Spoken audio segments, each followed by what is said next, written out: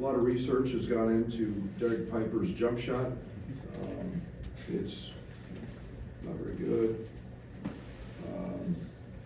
No, a disappointing loss.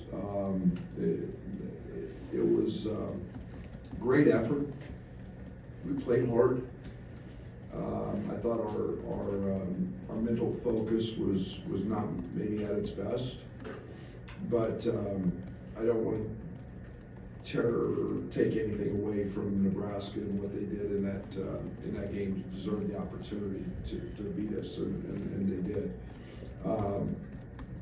Obviously 58 rebounds, half our misses back. It's a pretty simple formula. We're 12-1 when we rebound and get over 33% of our misses back and turn it over less than 18% of the time. We're 4-6 when we don't do those things. It is continually we bring to their attention turnovers, and most of those were completely unforced and/or scouting report mistake turnovers that reached up and got us. And it's whether the ball goes in or it doesn't go in, we can't control. The fact that we got as many back as we did gave us an opportunity to stay in the game, and we've just got to. We've got to be better. Obviously, it didn't help with Merez picking up 2 fouls in the first 3.5 minutes of the game. We know we're very thin up front, and that causes caused some challenges as well. But no excuses. We've got one of the hottest teams in the league, in my opinion. We've got one of the elite backcourts.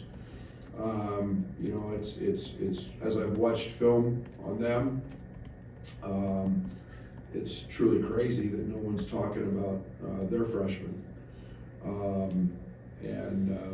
We get inundated with guys that have a lot of stars by their name and coming in, and rightfully so. Mobley is outstanding. Mobley's one of the elite shooters in this league. He's playing at a very, very high level. You pair him with Bruce, and it gives you a very formidable backcourt and one that's playing at a high clip. As I watch some of their real old games, I think one of the biggest differences is they're making shots, and they're in a nice rhythm. Parrish gives them an elite three-point shooter, Royal and those guys, they play a plethora of bigs on the interior, are all doing their job. And then they're a team that plays very much like we used to play defensively, and their ball screen coverages, and then they don't want to give you threes. And so a really good basketball team, and they've started making shots, so they kind of turned their season around with that, and we'll have to be on point tomorrow. Oh, Tommy's status is still the same. We'll list him as questionable, and he's in his progress as he continues to fight mono. And it has been it's been crazy how this has affected him. But we'll list him as questionable, and we'll see whether he's a participant or not. Coach, about 10 points in transition in the last game. How do you speed it up a little bit? How do you turn those defensive rebounds into easy buckets? Yeah, they didn't offensive rebound, so they sent the whole team back, and that's one of the things that you just have to keep doing it every trip, and it's our reputation. It's what we do. We're number one in pace, and teams are either going to decide to challenge us on the glass, or they're going to try to take away transition. It's very hard to do both. Our early offense was awful. We weren't very good. We didn't get to screens.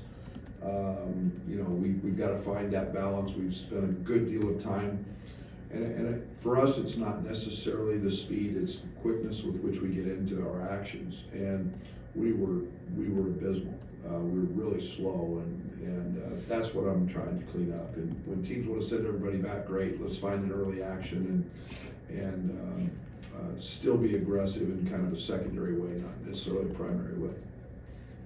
Tommy being questionable feels like it's a little bit at least of a change from what we've seen. What's he been able to do? How's he developing in that? It's so doctor and trainer restricted. You know, I mean, imagine sleeping 16 hours a day and how you feel when and that's what he's been doing. And so we've gone from 0 to a little bit in terms of what he can do. And you know, when your spleen is, I'm not trying to get into the medical side, but they don't let you do anything. So he's literally done nothing but some for weeks now since the Michigan State game.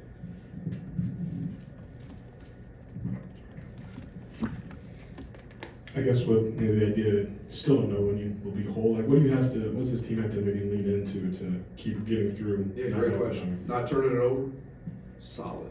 Just being solid. Just being who we are. You know, and it's as roles have had to be redefined a little bit. It's not. We're not asking guys to do stuff they can't do. Okay, it's more about just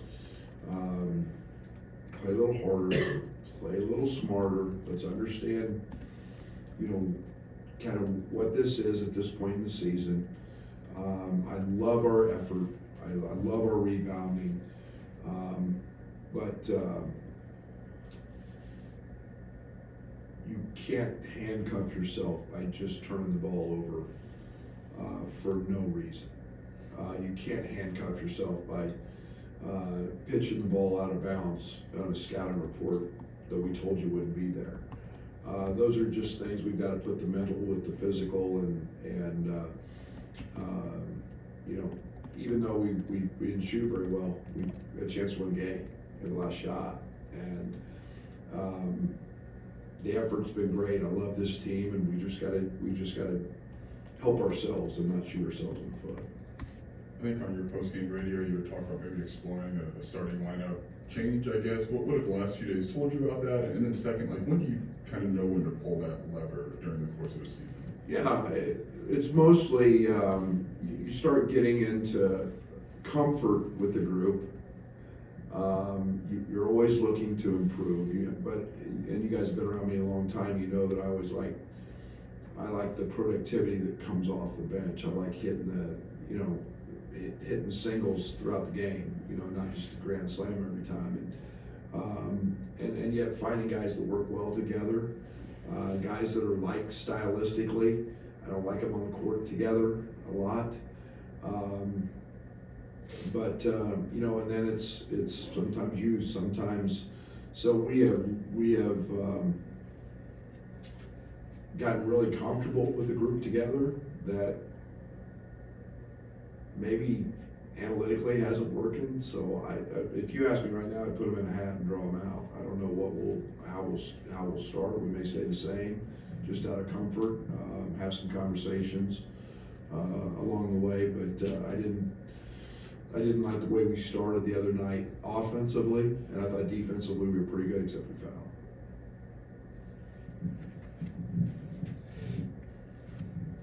I guess on fouls, I mean, just what's the message to Perez? Because the Northwestern game said you were going to play him until you had to take him out, and then 2 quick ones against Nebraska. Yeah, I'm still trying to figure out the one he jumps straight up in the air and he has his hands straight up in the air, and we teach that, we work on that drill every day. We call it a Mozgov. And when you jump straight up in the air, it's your verticality, and the offense goes into you, and we haven't got that call. That kid I feel so bad for. And then the officials always give you well, he brought his hands down. Well, if you ever get punched in the gut, you're going to double up. And that was not a foul on that play. We've sent the clip in, and I just keep, I don't know how they want you to defend it. I've talked to multiple officials. I've talked to the commissioner of officials. I feel terrible for him because he's 260 pounds and he jumps straight up. People might bounce off of him. but he's leaving the ground, which you have to do. You can't stay grounded. You sure as the heck can't try to take a charge, because that's always going to be a block. So I don't know. You know, I had somebody try to tell me that the head of officials wants you to be shoulders square to the basket before they call that. That makes no basketball sense to be that way when somebody's driving down the lane. I have no idea. I'm just telling them to keep doing it. I've gotten 47 different answers, talking to everybody that's got a different reply. So I'm just gonna keep telling him, jump up in the air and then try to just keep sliding your feet and hope nobody trips on them. I know Nebraska sent everyone back. Is transition maybe trying to get more out of something this team could unlock, or do you think that's not maybe? We're number one in the league in pace and transition. I mean, it's I can't control what other teams do to try to stop it. The answer is not shoot the ball quicker. It's about find action earlier. And try to create an advantage. I get it. I would maybe try to send everybody back too, to stop us, because you let us get to you let Kasparas, find an angle or a crease early. He's a pretty good player, making right reads, and all we can do is run and play in space, and we have a saying, race, space, and pace, and those are all things that we can control, but we can't control what the other team does to try to defend it. Along those lines, the way Ohio State kind of runs teams off the line, how's that impact what you want to do offensively, and what are some keys you think to executing against them? Yeah, it's worked great for us when we did it that way defensively. I think you got to find your opportunities when they're there at the three. They're going to play, a ball screen coverage, whatever they try to do. They've done 3 or 4 different things that we'll have to try to attack, and it's not the first time we've seen it. Multiple teams do it, but that's okay. We'll shoot them when we're open, and I like our guard play. In ball screens a lot. We set more than anybody in one of the tops in college basketball has set them. We're going to set them and see how how they guard. Mobley's an elite defender, by the way, an elite defender. So we'll continue to set them and make the right reads, and Perez and Ben and Jake and all those guys will have opportunities. With KJ, how do you maybe tamp down the turnover numbers without just sort of taking away what makes him? I'm not trying to worry about him. I'm just trying to make sure he doesn't dribble it off his foot. If he turns the ball over being aggressive, I'm great with that. You look most guards that are aggressive and really good players are going to have a few, because they're high usage. I'm not trying to talk about anybody else's team. Braden had a few last night. And he's a veteran. He's going to have a few. I want him to have a few. I need him to have a few, because that means he's being aggressive and he's making the right plays. It's the scouting report ones. It's sometimes the timeliness of them that it's the I don't want one to lead to 2. I'd like to see that part of it stop, but I want him to be ultra aggressive, and that's when he's at his best. Dre gets that big shot to tie the game there towards the end. Where's his confidence and mindset at this point? Big as the state of Texas. That young man has never lacked for confidence, and he is a elite competitor, and he's a great open court player. He's a great finisher. Just to jump up and have that moment, through the roof. Another early Sunday game after the kind of slow start against USC. How much have you focused on just coming out with energy early tomorrow? We were pretty good against Michigan State, so we've had another one in there. It's grow up, manage your life in a way that allows you get your butt out of bed in the morning and get focused, grow up. You know, it's the only thing I know to say, and it's like I told him today, man, you know, it's not wake up in the morning and, hey, we got a game. It's preparation today leads to a productive tomorrow, and quite simply, it's what the approach we've got to have. We get in the NCAA tournament, you're gonna have an early game at some point, so you better manage it. Dre's talked about trying to use his energy to get kind of pull the same out of his teammates. How would it? Because beyond his production, what have you seen from him as he's tried to maybe find where he fits as a leader? Oh, Dre's a leader. Dre's a leader. Dre's got moxie. Dre's got street cred. He's not afraid of a fight, a challenge, and there's that's really contagious. And he's earned the right to have that in our locker room now. And so he's growing immensely with his leadership. He's a guy that I can coach others through him. You know, I did that a lot with Terrence. I did that a lot with Io. You know, can really get on him and challenge him so that others get the same message. That's leadership. He's getting there. How do you convince your guys that when you're 3 of 18 from 3 in the first half, that maybe getting to the line or getting some at the rim might, I don't know, help your jump shot, you know, and that might lead to better stuff? Yeah, you know, offense is fickle. Sometimes the less you say, the better it is. Sometimes you got to put a foot down. I don't want these guys. I've never told anybody to not shoot. All these guys go to the gym and they practice and they shoot hundreds and thousands of balls a week. I'm not going to tell them not to shoot when they've got a good shot. That's their shot. What we have to do is help them sometimes understand shot selection. Understand a contested 16 on the shot clock. And we can probably get a better one. And so that's the fine line that you run with it.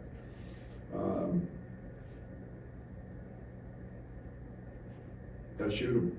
More importantly, we gotta go chase them when we miss them, because that's where we're good.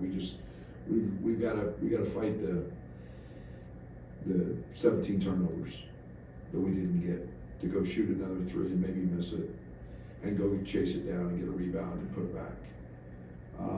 You know, it's opportunities. It's what this thing's about. Maybe a little bit of a redundant question along the same lines, but what's the message to Ben when he just can't find it like the other night? If you're that soft that you're not going to shoot it, I'm not going to play you. Keep shooting it. He's a really good shooter. Shooting happens. It goes in, it doesn't go in. Shoot the basketball. Made him the game before. One shot can turn it around. You know, I don't want guys thinking about the next shot. I want them making that shot. And sometimes it's an attitude. You know, I always liken back to Alfonso Plummer. He made 9 in a row, and I screamed at him one day in practice because he missed the 10th. Why'd you miss that one? And shooting is an attitude. It's a mindset. Every shot's independent of each other. Shoot it. Don't worry about streaks. Don't worry about makes. Shoot your shot. And it's a mindset you have to become a shooter. And so keep shooting. This will be our last one. Shot selection, you mentioned that. How does that, what's your process in kind of coaching them into what's good? Because what's good for one may not be, you know, universally across the team. Yeah, I mean, for us, we don't want to take twos unless they're in the paint or layups. I mean, that has a lot to do with shot selection. You know, Will's probably more likely to take those than anybody else in terms of twos, because he's got that really dialed into his game. So that impacts shot selection. We're a really good passing team for the most part, so it's just, we call it .5 basketball, turn a good one into a great one. And but don't hesitate. And again, it's, if you're guarded and you have to take one at the end of the shot clock, I get it. Otherwise, we're probably good enough offensively and a good enough passing team, we're gonna find a better one than we are with one at 18 on the shot clock.